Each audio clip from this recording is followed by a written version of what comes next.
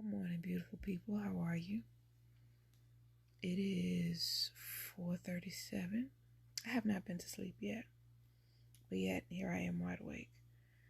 So I decided to read my morning word extra early. And oddly enough, it is Isaiah 29:15. As I read that word, usually it takes some people, not all, it takes a minute for them to meditate on it and for them to get a revelation. But I love my Heavenly Father and the way He hardwired her. When I read certain words, automatic get it. Okay? And I appreciate that. I appreciate my Heavenly Father doing that for me and allow myself to be open to receiving word and revelation from Him. But we have another thought of the anointed. As I read that, this set in my spirit, as I was reading the following, how terrible it will be for those who do their work in the dark or in darkness. They think no one will see them or know what they do.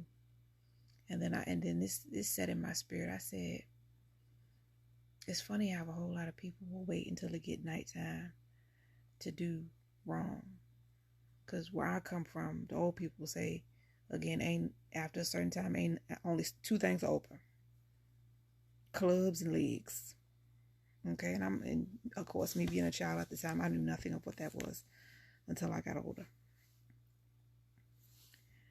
And this set in my spirit as I was again reading my word, and I said, yeah, it's funny how miscellaneous or outside children, outside of a union that only you think you're a part of, but come on now, hush. When one person gets dark, so to speak, when they say sunrise or sunset on the obituary or in the program, sunset the dark, a whole lot of stuff comes to light when somebody's sun has set, because God will illuminate it. And then, okay, especially miscellaneous churn. Another thing, I said, so nobody really thought about doing stuff in the dark when I said, y'all forget in the beginning, it was dark. The Lord looked in and saw it. And He said, let there be light. He called light into being. And even for those that want to sit up here and say, if He looked and saw it, how could He see if there was no light? First of all, He is the light, the truth, the way, and the light. So when it was like the lighthouse that be on the shorelines and stuff, this is how I'm picturing it in my spirit and my soul. God's face was like the lighthouse, in pitch black dark. He was the only light. When He stuck His head in and He saw, He was that lighthouse that wherever He turned His head at, He could see.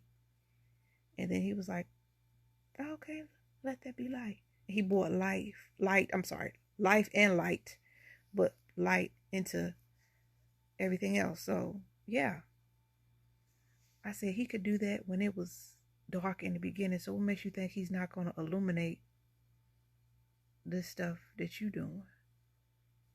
Like, I'm not understanding. And then to add insult to injury, it's just like nobody takes into consideration that it was dark in the beginning, but when light was put on it, life came about. So while you're still steady hiding in darkness, you're hindering your growth. You're hindering the life that could be, or hindering your life and the life that you could be holding for somebody else, because you know you're a destiny helper and things of that nature. You're hindering somebody else's growth in life. And I was like, yo, this is some deep conversation for 4 a.m. Let me get up here and give these people a word. I said that kind of baffled and blew my mind, and I thought I wanted to share it with you. Don't try to hide nothing you do, because it's going to come to the light either while you're alive or when you close your eyes. Either way, the Lord going to bring it to light, baby. And regardless if you're here to to narrate it and to manage it, which I feel like, me personally, I would have loved to have known some cousins and things like that before and it's mostly the men in my family, I'll say that. Some of the men in my family had outside children. I would have loved to have known them prior to them closing their eyes. I would have loved to have experienced them, the hard times, the good times, the bad times, so we can, pray and lift each other up. But because, we don't talk about that.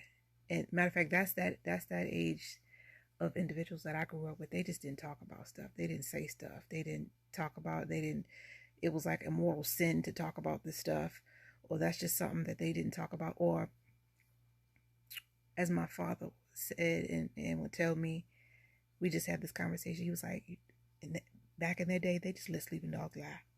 I said, really?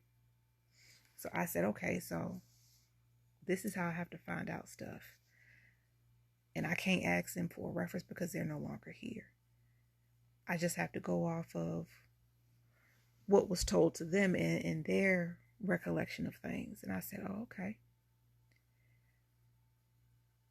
In that case, the Lord is going to either bring it to life without you. He can guide you and help you be like, yes, you did wrong, but this is how you can deal with it better. Yes, you may have done this, but this is how this can be a learning and teaching moment for those that are coming behind you, and even for people that are currently still here. Like, oh my goodness. So I thought I'd drop that word on y'all fresh at 4 a.m, about to be 5 where I am. Y'all stay gifted and heavily lifted. Y'all make it a great day. It's Friday where I am. Oh, stay blessed.